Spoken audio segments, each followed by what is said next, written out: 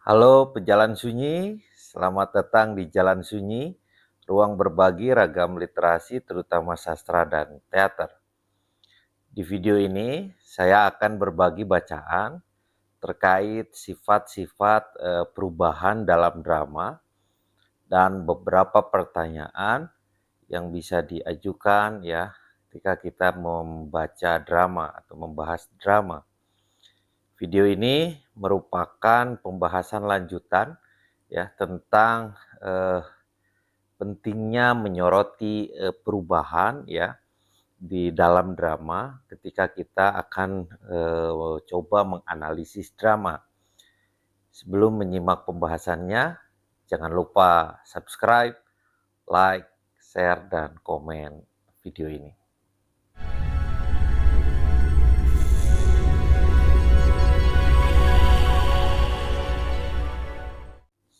Salah satu cara yang mudah adalah ketika menyoroti perubahan di dalam drama adalah menggunakan deskripsi ya dengan kata kerja. Jadi saat kita melihat secara saksama ya pada sifat spesifik dari perubahan, kita akan menemukan bahwa itu sangat berguna ya untuk menggambarkannya dengan kata kerja ya. Biasanya aktor ini melakukan analisis perubahan ya dalam drama selama proses penciptaan. Mereka diinstruksikan untuk menemukan kata kerja ya di dalam adegan dan memainkan kata kerja itu ya. Kata kerja aktif ini melibatkan seseorang yang melakukan sesuatu seperti yang telah dibahas ya, misalnya dalam Kapai-Kapai, Abu ingin mencari cermin tipu daya atau Abu ingin mencari kebahagiaan, baik dalam arti literal maupun simbolis ya. Sekali lagi, cara untuk menemukan kata kerja yang relevan adalah dengan memeriksa perbedaan antara awal dan akhir drama ya. Di kata kerja ini dapat memberi tanda pada perubahan. Perubahan yang pertama adalah ini aspek fisik ya. Perubahan yang terjadi pada tingkat fisik ini melibatkan keadaan atau kondisi tubuh ya.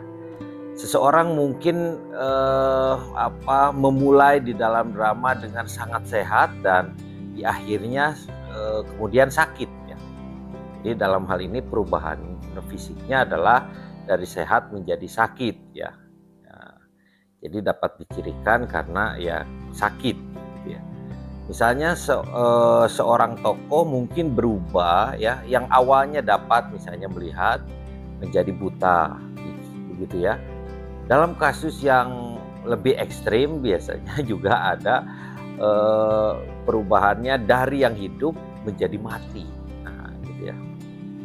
Nah, selain itu, perubahan juga ini melibatkan keadaan fisik lainnya seperti lokasi geografis. Misalnya dalam drama tertentu seorang tokoh mungkin memulai tinggal di dalam rumah dan mengakhirinya dengan pindah ke tempat lain, gitu ya.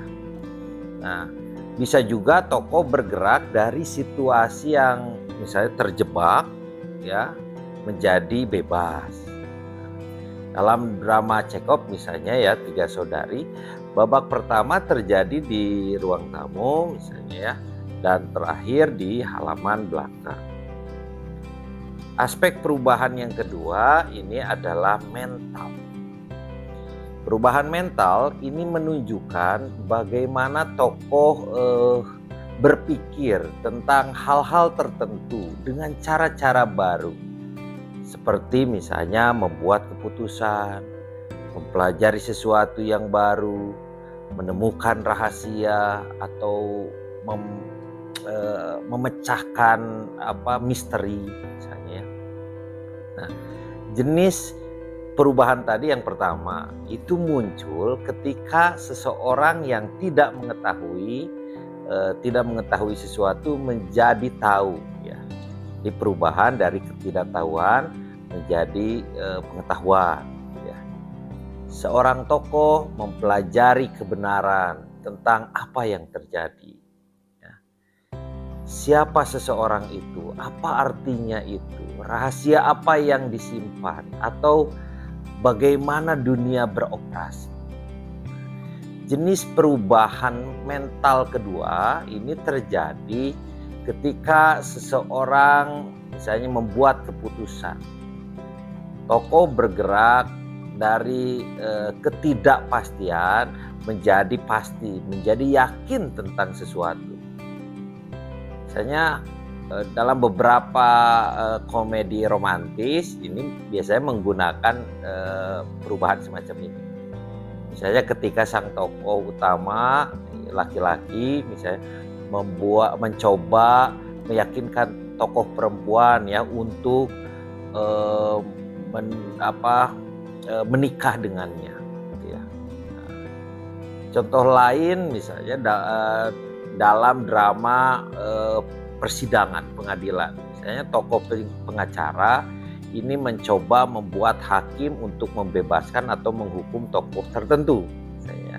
Nah, perubahan juga dalam jenis drama yang lain, misalnya dalam drama Sayang Ada Orang Lain. Ya. Tokoh Mini ini mengambil keputusan untuk meninggalkan rumah, meninggalkan suaminya, ya, Minta. Dalam beberapa drama ada juga yang kedua jenis perubahan itu muncul. Dalam Maunya Macam-Macam, misalnya sebuah keluarga tertipu ya, merasa tertipu, kemudian mengetahui bahwa dua laki-laki yang mengaku orang kaya ternyata palsu ya, dan hanyalah pelayan. Nah, dengan demikian keluarga itu pun akhirnya memutuskan untuk bertindak ya, untuk menolaknya, membatalkan keputusan sebelumnya. Aspek perubahan yang ketiga itu adalah sosial. Di tingkat sosial, drama memeriksa cara-cara di mana berbagai jenis hubungan tokoh berubah. Hubungan itu mungkin melibatkan cara satu tokoh terhubung dengan tokoh yang lain ya pada tingkat yang intim, satu lawan satu. Perubahan dalam hal ini misalnya jatuh cinta, bertunangan, putus atau menikah atau cerai, selingkuh atau memaafkan. Drama romantis, melodrama ini bahkan tragedi ini berurusan dengan hubungan antara orang-orang dengan berbagai cara yang tak terbatas. Hubungan tersebut ini mungkin juga melibatkan lingkup yang lebih luas, ya. Menunjukkan bagaimana hubungan keluarga ini berubah. Keluarga misalnya berpisah atau menjadi kuat, ya, menjadi lebih saling memahami satu sama lain, atau memaafkan penjahat, atau menyambut masa depan ya. Nah, hubungan ini mungkin juga antara individu dan masyarakat pada umumnya ya,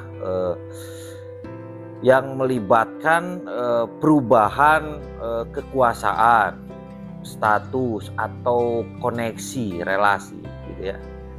Seorang individu mungkin jatuh dari posisi yang tinggi ke posisi yang rendah, atau bergerak ke arah sebaliknya, atau mulai misalnya sebagai anggota suatu kelompok masyarakat ya, dan kemudian diusir dari kelompok masyarakat itu ya. Nah, atau masyarakat orang luar atau pendatang kemudian masuk dan membuat segalanya lebih baik misalnya, atau si pendatang itu justru membuat kehancuran gitu ya, terkait apa yang sudah ada. Aspek yang keempat, aspek perubahan yang keempat adalah simbolis. Ketika kita pertama kali mempertimbangkan berbagai tingkat perubahan ini, ya, kita menemukan bahwa semuanya itu memiliki arti yang jelas di tingkat permukaan. Ya.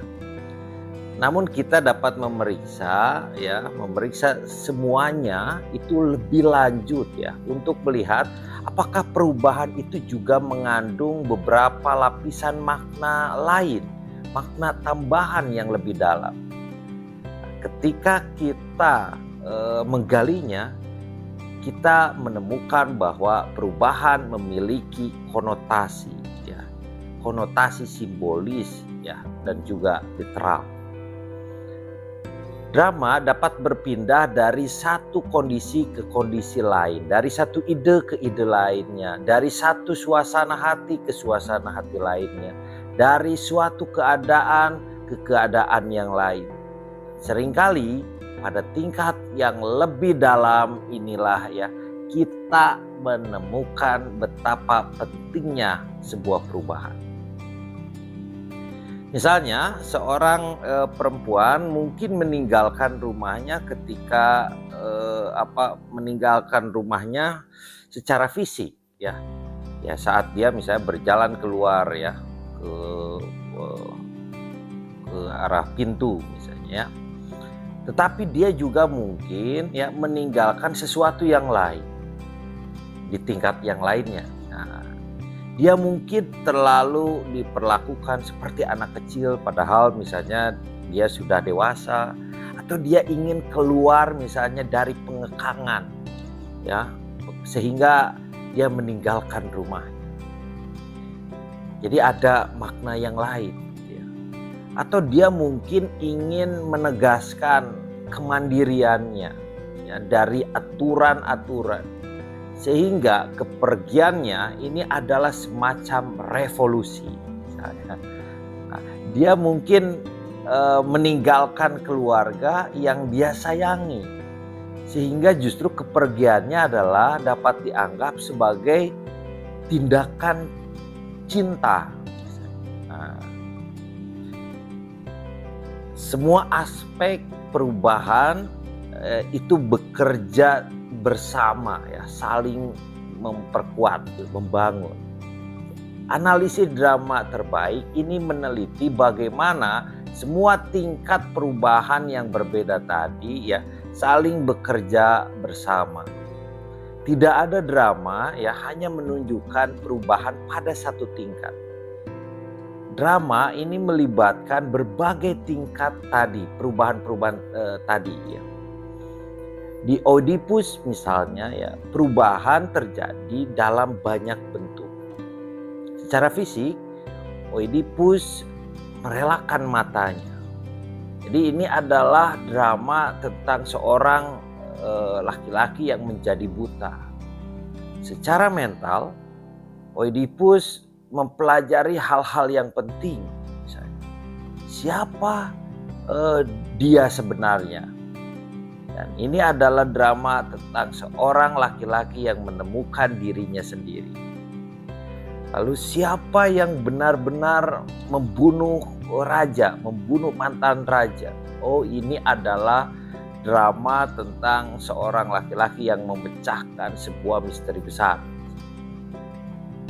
Kekuatan dan pengaruh apa yang dimiliki oleh para dewa atau yang dimiliki oleh nasib atas hidupnya misalnya. Nah, ini adalah drama tentang seorang laki-laki yang mengalami penegasan kembali soal agama. Atau apa hakikat realitas? Oh, ini adalah drama tentang seorang laki-laki yang belajar melihat meskipun ia telah buta. Secara sosial misalnya ya, posisi Oedipus dalam masyarakatnya berubah. Ya. Dia bukan lagi raja. Oh, ini adalah drama tentang seorang laki-laki hebat yang jatuh. Oh, dia bukan lagi penduduk Tebes. Oh, ini adalah drama misalnya tentang seseorang laki-laki yang diusir ya karena sebagai kambing hitam. Dia bukan lagi misalnya putra atau ayah, tetapi campuran keduanya. Oh, ini adalah drama tentang sebuah keluarga yang terpecah. Nah, secara simbolis, lakon bergerak ke beberapa arah. Misalnya, kota berubah ya dari yang awalnya diserang, diliputi wabah menjadi disembuhkan ya dari wabah itu. Oh, ini adalah drama tentang pembersihan misalnya ya. Lalu orang-orang berubah dari ketakutan dan putus asa menjadi yakin dan lebih tenang. Oh, ini adalah drama tentang pulihnya kepercayaan diri. Kekuatan atau keberadaan para dewa di awal diragukan, tetapi justru di akhir lebih ditegaskan, lebih yakin. Nah, ini adalah drama tentang misalnya penegasan dan penebusan. Anda dapat menjangkau sejauh yang Anda inginkan ya dengan melihat aspek-aspek perubahan itu. Tergantung bagaimana Anda menafsirkan sifat dunia di awal ya. Bagaimana Anda membandingkannya dengan sifat dunia di akhir drama. Dan bagaimana Anda mengidentifikasi dan mendefinisikan kata kerja yang menggambarkan perubahan itu. Sebuah drama ini menceritakan jenis cerita tertentu ya. Jenis cerita yang tepat ya dalam membangun sebuah drama adalah salah satunya meniru suatu aksi, suatu tindakan. Kita menggunakan istilah aksi dramatis ya untuk mendefinisikan jenis tindakan unik yang kita temukan dalam sebuah drama ya.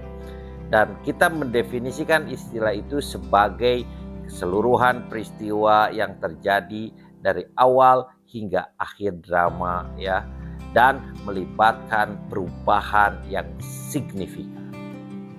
Nah, perubahan ini dapat dianalisis pada berbagai tingkatan dan seringkali dapat dinyatakan dengan kata kerja, ukuran, kepentingan, dan sifat perubahan misalnya ya. Itu merupakan alat penting dalam analisis drama. Ada beberapa elemen di dalam drama ya. Dan di video kali ini hanya beberapa elemen saja yang dibahas ya. Beberapa elemen lainnya itu sudah dibahas di video yang lain ya. Elemen-elemen drama itu diantaranya adalah alur ya. Bagaimana cerita dikisahkan.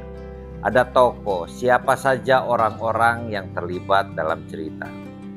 Ada bahasa, bagaimana tokoh-tokohnya berkomunikasi satu sama lain ya. Lalu ada ide ya, ide macam apa yang tokoh-tokohnya ungkapkan ya. Lalu ada spektakel, elemen panggung apa yang dibawakan ke dalam lakon ya oleh pertunjukannya. Nah, yang selanjutnya ada musik, elemen lagu dan tarian seperti apa yang ditambahkan.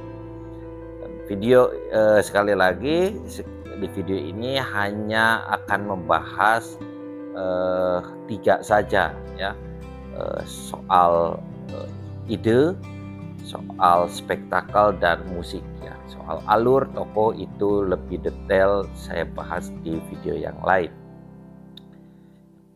Yang pertama adalah ide ya yang akan dibahas.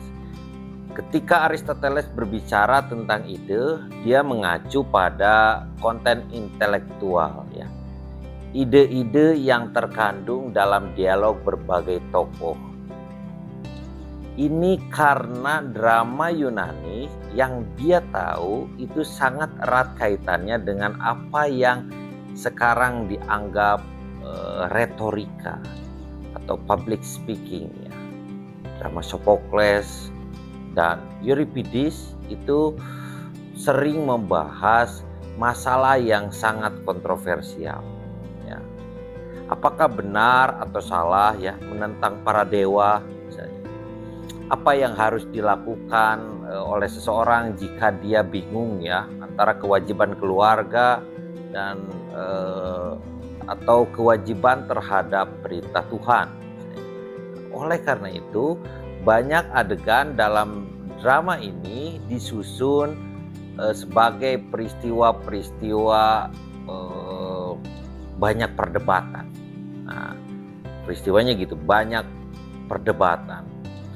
Dalam drama Oedipus misalnya, Anda akan menemukan perdebatan antara Oedipus dan Kreon ya, tentang peran kepemimpinan. Antara Oedipus dan Jocasta tentang apakah Anda harus percaya atau tidak pada para dewa. Ya.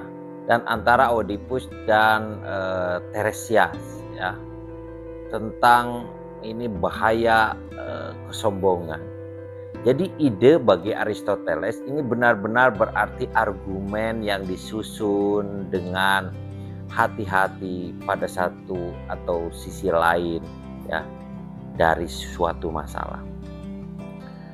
Oleh karena itu ya menjadi penting ketika Anda itu memeriksa dialog protagonis dan antagonis ya, dan menyadari bahwa keduanya terbentuk itu dari kata Yunani yaitu agon ya, yang berarti perjuangan. Jadi protagonis pada dasarnya pro terhadap sesuatu, sedangkan antagonis pada dasarnya adalah anti ya, dalam arti melawan terhadap sesuatu. Namun selama bertahun-tahun ya format debat ini ya menjadi semakin kurang menonjol di dalam drama ya. Akibatnya apa yang awalnya dimaksud Aristoteles dengan ide ini telah berubah sehingga sekarang biasanya diartikan sebagai sesuatu yang lebih dekat, misalnya tema atau pesan ya, atau moral ya. Ide sentral yang coba dikomunikasikan oleh drama gitu ya. Jadi setiap elemen dalam drama ini bekerja sama mengembangkan tujuan itu ya. Keseluruhan lakon ini dapat dianggap sebagai upaya untuk mengomunikasikan pemikiran sentral. Selanjutnya adalah spektakel. Spektakel ini mengacu pada bagaimana lakon itu disajikan, yaitu jenis panggungnya, skenografinya, gaya dan bentuk kostumnya, efek pencahayaannya, bentuk panggung, suara musiknya, dan sampai batas tertentu dari pertunjukan, yakni aktornya itu sendiri. Selanjutnya adalah musik ya. Elemen terakhir musik adalah salah satu dari pertimbangan pertunjukan ya. Ingat bahwa Aristoteles ini menarik kesimpulannya tentang drama dari menonton drama yang dipentaskan pada masa itu ya, pada masa itu. Jadi konteksnya pada masa itu. Jika Anda telah mempelajari sejarah teater, Anda akan ingat bahwa konvensi drama Yunani klasik ini termasuk penggunaan paduan suara. Jadi menggunakan paduan suara ya. Sekelompok tokoh yang mewakili kerumunan kolektif seperti warga kota, orang tua atau pelayan. Terkadang tokoh utama ini akan berinteraksi dengan chorus ini, dengan kur ini ya. Di sisi lain chorus atau kur ini akan mengekspresikan dirinya ya dalam bagian panjang yang terjadi di antara adegan utama. Ya. Bagian-bagian ini bersifat musikal biasanya. Dialog-dialog dibawakan ya dengan nyanyian dan tarian ya, dengan gerakan-gerakan koreografi ya. Nah, dalam arti tertentu jadi Aristoteles sedang menonton semacam opera atau musik ya. Dengan demikian ketika dia mencantumkan musik ya dalam elemen drama ya. Nah, dia berbicara dalam konteks ini ya. Jadi dia sedang menonton pertunjukannya semacam itu di masa. Yang selanjutnya adalah beberapa pertanyaan yang dapat diajukan ya, ketika kita membahas drama. Yang pertama adalah apa yang terjadi selama pertunjukan. Bagaimana Anda akan menceritakan kisah drama itu kepada teman Anda. Yang kedua, secara keseluruhan ya satu peristiwa apa yang menjadi perhatian dalam drama itu. Dapatkah Anda menggambarkan peristiwa ini dalam frasa kata kerja yang pendek saja ya. Seperti meninggalkan rumah atau menikah, belajar sesuatu atau mempersiapkan kematian misalnya dan lain-lain. Yang ketiga, seperti apa dunia di awal drama. Lalu kemudian buat daftar pertanyaan seperti apa tokohnya, bagaimana tokohnya, bagaimana tokoh-tokohnya berhubungan satu sama lain, bagaimana tokoh-tokohnya berhubungan dengan dunia mereka, ya. Bagaimana suasana hatinya, senang atau sedih, sehat atau sakit, optimis atau pesimis. Dan silakan buat pertanyaan lain. Yang keempat adalah seperti apa dunia di akhir drama. Nah, buat daftar lagi dan ajukan pertanyaan-pertanyaan seperti halnya di pertanyaan tadi nomor 3 tadi. Ya. Jadi Anda bisa membandingkan awal dan akhirnya seperti apa. Yang kelima adalah perubahan apa saja yang terjadi ya dalam drama ya pada 4 tingkatan. Misalnya aspek fisik, perubahan fisik, mental, sosial, simbolik. Kata kerja apa yang menggambarkan perubahan itu? Nah, silakan. Yang keenam adalah dalam hal apa perubahan itu signifikan. Nah, demikianlah pembahasan tentang aspek-aspek perubahan dan elemen-elemen drama. Ya. Dukung channel ini dengan like, subscribe, dan komen. Terima kasih telah menonton video ini.